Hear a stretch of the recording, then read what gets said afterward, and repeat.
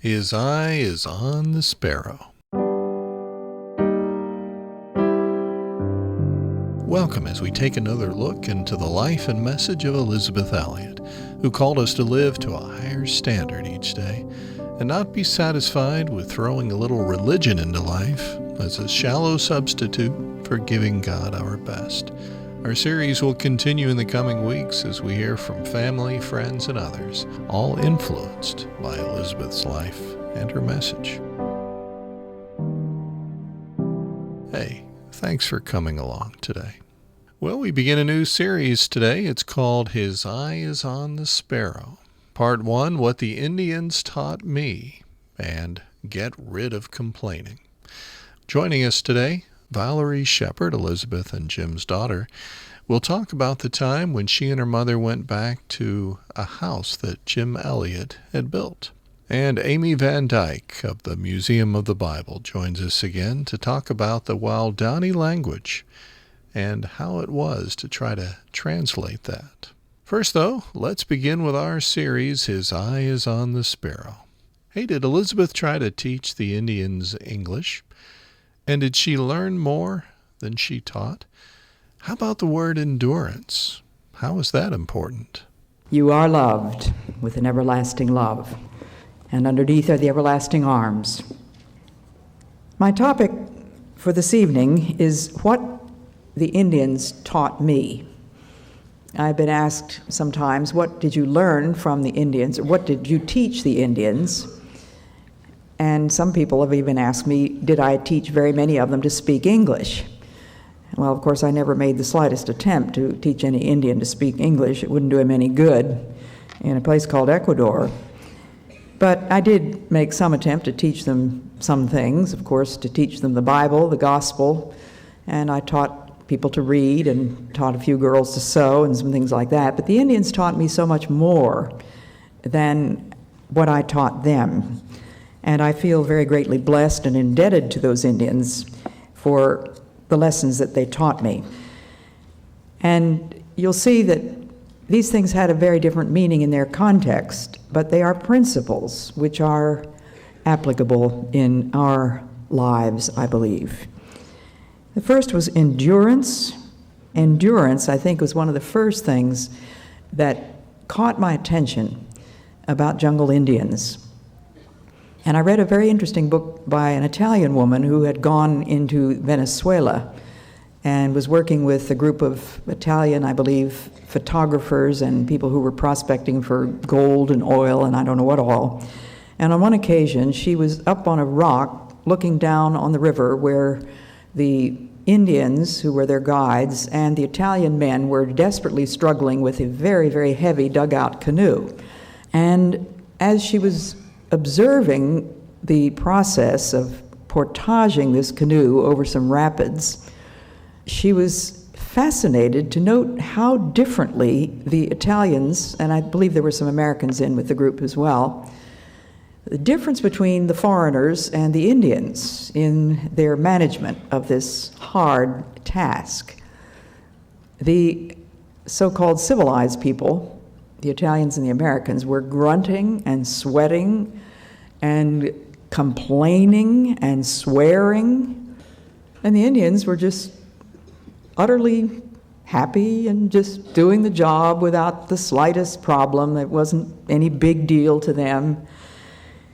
And so she began to study what it is through several years of living with the Indian tribes in Venezuela, and this, of course, fascinated me because I had lived with 3 different tribes in Ecuador over a period of 11 years and had noticed exactly the same thing, that Americans make a federal case out of everything. Everything's got to be fun and it's got to be comfortable, and if it is neither one, then we sweat and we strain and we stew and we wipe our brows and we say, whew. And you know, I never heard an Indian say whew in my whole life. I mean, there isn't any Indian word for that. Endurance is a word that is seldom preached on today, at least in my experience. And I made quite a long list of the word as it occurs in various translations. I won't read you the whole list, but the Bible does talk a lot about endurance. Endure hardness as a good soldier of Jesus Christ. 2 Corinthians 1:7, if we ourselves have been comforted, we know how to encourage you to endure.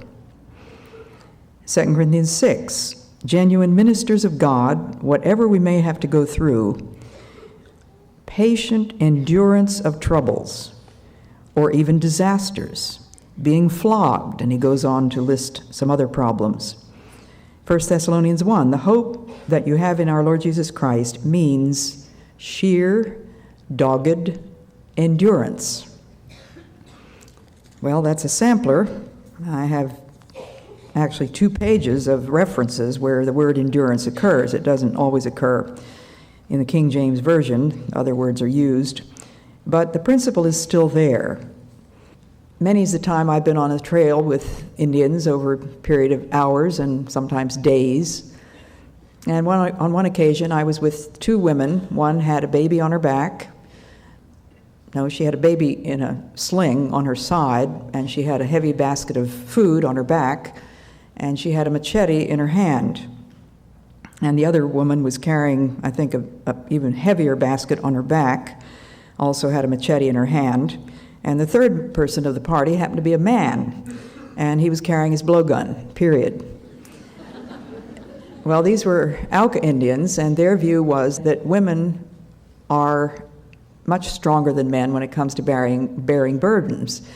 And the men were very frank in admitting they couldn't carry the loads that the women carried. And I think it was probably true, because they really hadn't practiced it very much. When the men went hunting, if they took along their blowguns, which was what they usually took, they took just the blowgun, and then they had a little quiver hanging on their back with the poison-tipped darts in the quiver.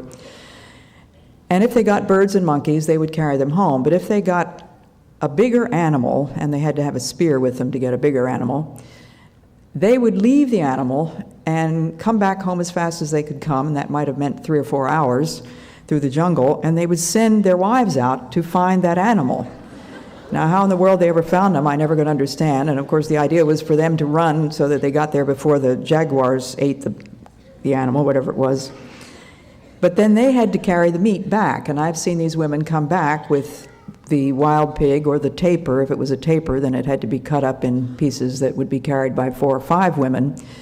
But I've seen them come back over the trail, literally mud from head to toe, this band right across their forehead, which supported the weight of the basket on the back. And they had, my estimate was they were carrying as much as 50 to 70 pounds. And I know that when I carried 15 pounds on my back for a whole day, that was a very heavy load.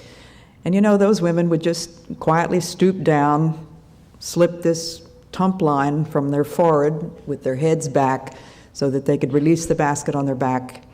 And immediately they would set to work stirring up the fire and cooking the meat.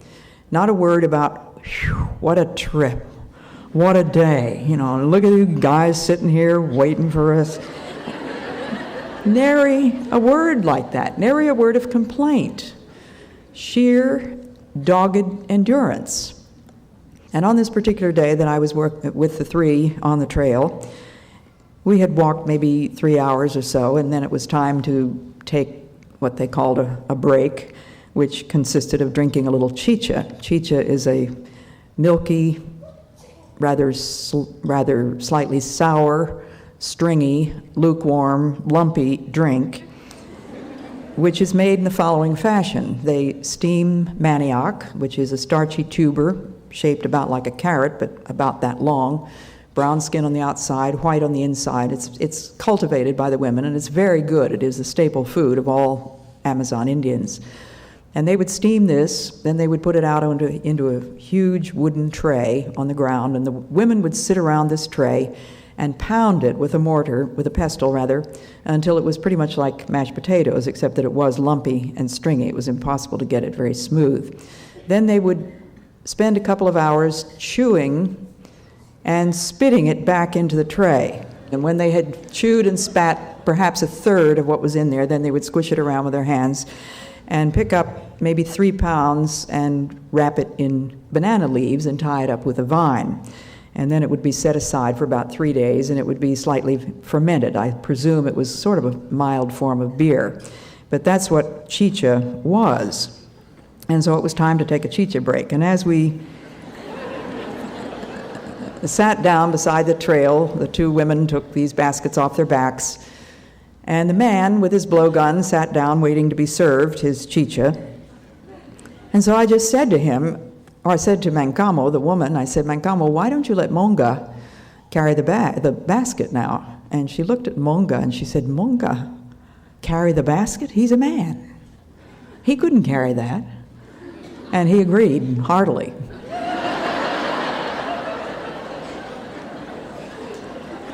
Well, it's different cultures, different ideas. Alfred the Great is quoted as having said, if thou hast a fearful thought, share it not with a weakling, whisper it to thy saddlebow, and ride forth singing. I love that. And Amy Carmichael loved it, and that's where I got it. I found it in one of her books.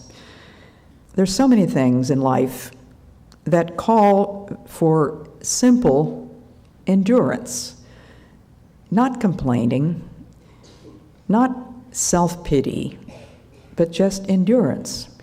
And if any of you, those of you that have read Amy Carmichael's biography called A Chance to Die, she tells very early in the book how on one occasion she had a very bad pain when she was a little child, and her mother gave her the standard pink powder that they used for remedies. And after an hour or so, she came back to her mother and she said, but mother, the pain is still there. And her mother said, well, I'm sorry, dear. And she said, but mother, it is a very bad pain. It is a terrible pain. And her mother said, I'm afraid you must bear it patiently. Teaching a very small child to endure. And I'm sure my daughter must have quoted that because I was at the dinner table one time with the grandchildren, and the child who was in the high chair was less than 2 years old. And in the middle of the meal, I noticed that she had a Band-Aid on her leg or something, but in the middle of the meal, she spoke up and said, Mama, am I bearing this patiently? So I knew she didn't make that up. It must have come. How often our immediate reaction to any kind of difficulty is to call up somebody and pour out our troubles to them. Get on the phone, feel sorry for yourself, and tell them how awful everything is.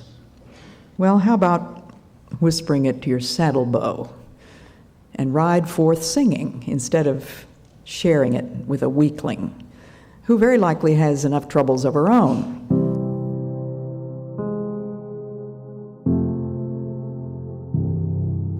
His Eye is on the Sparrow, Part 1, and that was What the Indians Taught Me. Later on in Part 2, we'll hear about getting rid of complaining. Right now, though, let's hear from Valerie Elliot Shepard, Elisabeth and Jim's daughter, as she talks about a time when she and her mother went back to a house that Jim Elliot had built. 1996, my mother and her husband invited my husband and me to go to Ecuador and meet in Quito. We were actually celebrating the 40th anniversary of the death of, I don't know if you say celebrating, but it was a memorial service at the HCJB radio station. And we met Steve Saint there, who is Marge Saint's son, Nate Saint's son. And our son, Walter, was actually living with my Uncle Bert, who is my father's older brother, who's now in heaven also. And Uncle Bert had been a missionary in Peru for many years at that time. And by the time he died, I believe it had been 63 years of work in Peru. And so our son, Walter, came to see us when he was in Peru. It was an unbelievable way that God allowed him to get on a bus for 36 hours, cross the border between Peru and Ecuador, which is always chancy. You never know what's going to happen at the borders. He got to meet us right at the airport in Quito, and he got to be with us as we went to visit the Quichuas, as well as going to visit the Waorani. It was a wonderful trip. We were visiting the Quichua Indians in the house that my dad built. Some Quichuas had decided it had been empty all these years, they might as well move in. And it unfortunately had broken up any harmony that was in the tribe of Quichuas in that little village called Shandia. One family felt it was their right to move into the house. The other family said, well, we helped build it. We helped Mr. Jim Jaime Elliot build it too, so we should be able to move in. So there was a huge rift between those two families. And so when we got to Shandia, it was very sad to see that the Quichuas it was all about who was living in my father's house. And so we go up to the house, and of course everything's overgrown. Nothing looks quite the same. The house, a little dilapidated. But we sit down to sit with the Quichuas, and of course my mother could still speak Quichua. And they brought us boiled eggs and chicha, that manioc drink that I mentioned. And so my mother, Lars, my husband, my son, Walter, our oldest, we're all sitting there eating, when a blonde, leather-clad young man walks through the jungle to the house. And my mother said to him in Spanish, thinking he might be Spanish, he actually asked first. He said, "Is this the house of Jim Elliot?" And he asked that in Spanish, and my mother answered him in Spanish. And he was just overcome because my mother said, and I happen to be Jim Elliot's wife, and this is our daughter, and this is her husband, and this is their son. And he just said, well, I read through Gates of Splendor while I was in Germany, and I decided to go visit Ecuador and thought I might start learning Spanish and do some mission work in Ecuador. And I thought I'd come see Jim Elliot's house, and it just happened that we were there on that very day.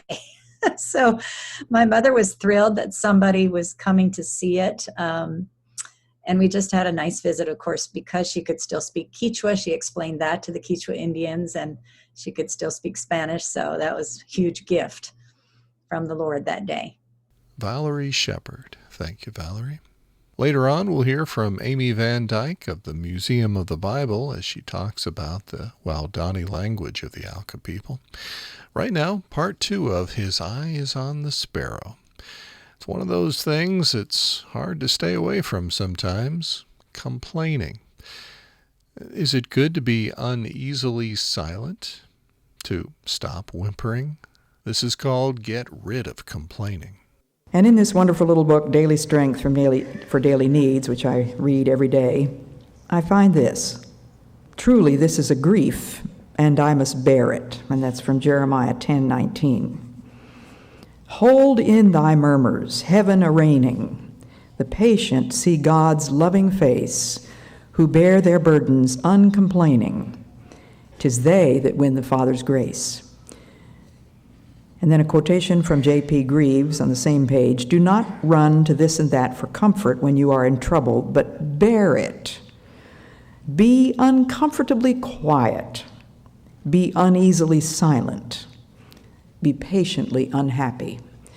I think we need exercises like that. I think it is high time we stopped whimpering and sniveling over our troubles and be uncomfortably quiet, be uneasily silent, be patiently unhappy. But keep it to yourself. Surely I have thought I do not want to have a grief which would not be a grief. I feel that I shall be able to take up my cross in a religious spirit soon, and then it will be all right. My daughter had been married just a year or two when her husband said something to me which amazed me. He pointed to his wife across the room and he said, "That woman never complains." And my heart swelled with pride, thinking what a wonderful job I had done as her mother. And the Lord smote me then instantly to heart, reminding me that she didn't learn that from me, because I am a complainer. I was a born complainer. And I hope, God helping me, that I'm not doing as much of it as I used to. But I remembered that she grew up with Indians for the first 8 years of her life, which certainly were by far the most crucial years of her life. And she just learned that you don't complain. Children were always stepping on thorns. Not just children, we all had to go barefoot all the time because you can't wear shoes where it's mud up to your knees. And we stepped on thorns, and we got stung on the foot by caterpillars, and we stepped on a hot coal once in a while in the house. And there were all sorts of things. We had mist and mud and mold and mildew and mosquitoes and vampire bats and piranhas, those fierce fish in the rivers that are supposed to be able to clean a man's skeleton right down to nothing in about 10 minutes. Electric eels, alligators were all in the river that we swam in. But these little troubles, such as stepping on thorns or hot coals, nobody made a big fuss about. And you know why your children complain so much? They learned that. Think about it. It is learned behavior. And endurance is learned behavior. My husband and my daughter and her husband and my oldest grandson were visiting the Aucas on the Korodai River, not very far from where 5 men had been killed in 1956. Our host and hostess were Steve Saint, son of Nate Saint, the pilot, who had also been killed. Steve and his wife, Ginny, have established a little sort of a village on the Korodai River, and during our 2 days there, we saw the Indians lowering a dugout canoe from what I would guess was about maybe a 25 or 30-foot cliff down into the river. A very touchy job. It's a very, very heavy thing. And after they had accomplished that part of it, then here came an Indian down this absolutely oil-slick, steep descent of mud from the top down to the river, carrying this huge motor, outboard motor on his shoulder. I couldn't even imagine how he would do it. No complaints, no anybody patting him on the back for a great job done. I mean, we stood there just agog to think that anybody could walk down that steep incline at all without falling, let alone walking down with a motor on his back. Now, I didn't learn the lessons there as well as I should have, and for that I'm ashamed. But over the years since then, God has been teaching me things, and I pass on to you the suggestion that maybe we need to bear patiently and endure. The world would be a brighter place if there wasn't so much complaining and so much self-pity. A lesson that Amy Carmichael taught me through one of her poems in her beautiful little poetry book, Toward Jerusalem. In acceptance lieth peace. And there are a good many things in life that we cannot change. There's some things we can change which we ought to change. There's some things which we can change which we ought not to try to change. For example, ladies, our husbands. Most of us can probably think of one or two tiny suggestions that we might like to make to our husbands, slight improvements that would change our lives. But that's one of those things that we might be able to change a little bit, but we ought not to, because it is not our business. But just think of the multitude of things in our lives which cannot be changed. You cannot change the fact that your child has become a wayward child and you can't do anything with him and he's gone off and you don't know where he is. I couldn't change the fact that I had become a widow and that I was now running a jungle station by myself. We cannot change the weather. I remember years ago when we used to listen to the radio as a very great treat. I remember when we got our very first radio, and we didn't listen to it very often, but my father would give us permission once in a while, and I remember hearing a black choir, and they used to sing a song about some folks have the sunshine while the others have the rain, but God don't change the weather just because the folks complain. And I have never forgotten that. Acceptance, as Samuel Rutherford put it, is framing our hearts to the burden. Framing our hearts to the burden. We are the ones to make the adjustments when something happens that cannot be changed, that we don't like. And with the Indians, there was such acceptance of the terrible weather that we had that there was no vocabulary. I never found any vocabulary for complaining about the weather in any of the Indian languages that I had to learn. They never made any comments about it.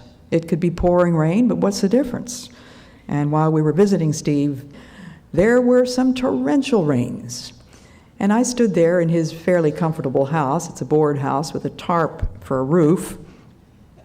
And I looked down, and here's a little hut very close to his house where there were 5 or 6 Indian women, a couple of them very old, decrepit Indian women. And they just wandered out of the house into the pouring rain. I mean, it was coming down in sheets. No attention to it whatsoever, just this is the way life is. Acceptance. Framing one's heart to the burden. Perhaps you're in a work situation that you would love to get out of, or you would love to change. Maybe you have a very unreasonable boss. Maybe you have been treated unjustly by somebody, one of your neighbors, one of your relatives. Can you change the fact that it happened? No. Is it something that you can and ought to do something about? Perhaps. But on the other hand, perhaps not. And that's our opportunity to frame our hearts to the burden. Here's a little quotation from a man named Roy Lesson. I've come across his name several times. I don't know anything about him. I gather he's a contemporary. This is what he says. A woman once fretted over the usefulness of her life. She feared she was wasting her potential being a devoted wife and mother. She wondered if the time and energy she invested in her husband and children would make a difference. At times, she got discouraged because so much of what she did seemed to go unnoticed and unappreciated. Is it worth it? She often wondered. Is there something better that I could be doing with my time? It was during one of these moments of questioning that she heard the still, small voice of her Heavenly Father speak to her heart. You are a wife and mother because that is what I have called you to do. Much of what you do is hidden from the public eye, but I notice. Most of what you give is done without remuneration, but I am your reward. Your husband cannot be the man I have called him to be without your support. Your influence upon him is greater than you think and more powerful than you will ever know. I bless him through your service and honor him through your love. Your children are precious to me, even more precious than they are to you. I have entrusted them to your care to raise for me. What you invest in them is an offering to me. You may never be in the public spotlight, but your obedience shines as a bright light before me. Continue on. Remember, you are my servant. Do all to please me. Billy Graham's wife, Ruth, has a large plaque in her kitchen that says, "Divine service conducted here 3 times daily." Women's work is not the kind of work that anybody is going to notice as long as you do it. Everybody is going to notice if you don't do it. Acceptance of the place where God has put us.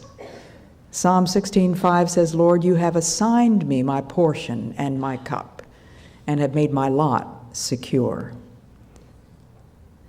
You have assigned me my portion. Have you learned how to frame your heart to the burden? To adjust your thinking and to say, yes, Lord, I receive this, I accept it, and I will receive it with both hands in your name and for your glory. It'll make a very big difference in your life. Part 2 in His Eye is on the Sparrow. Get rid of complaining. Well, before we go, let's hear from Amy Van Dyke of the Museum of the Bible, lead curator. She talks about the difficulty of the Waodani language. Because they were so isolated, the language was not like anything else that they were familiar with. And Dayume was instrumental in making this happen, because Dayume was a member of the tribe as a child and then had left and was raised by others, so she knew both languages, so she was instrumental in that. But even the way that the language is spoken, Elisabeth mentions that in some of her talks, that it has some guttural sounds in the back of the throat, and you have to do weird things to your tongue and stuff like that. And she just talks about how hard it was to determine what is what and write it down and create that language. From the Museum of the Bible, that was Amy Van Dyke. Well, as our time together comes to an end, thanks for letting us come into your home. Maybe along with you as you are getting some exercise, maybe in the office. Maybe that's where we found you. Thanks for letting us join you. On behalf of the Elisabeth Elliot Foundation, in cooperation with the Bible Broadcasting Network, let me invite you to visit elisabethelliot.org. More lectures, more devotionals, videos, Gateway to Joy programs, and more.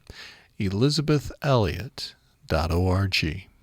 A Noel C. writes, I had not heard of Elisabeth Elliot until a friend shared this podcast with me. I have listened to every episode and look forward to each Sunday and Wednesday when a new episode is released. When I listen, I glean valuable and applicable wisdom to apply to parenting, marriage, and my daily life as a Christian. Well, thank you for your encouragement. That review from a listener on Apple Podcasts. Well, until next time, may God remind you each and every day, you are loved with an everlasting love, and underneath are the everlasting arms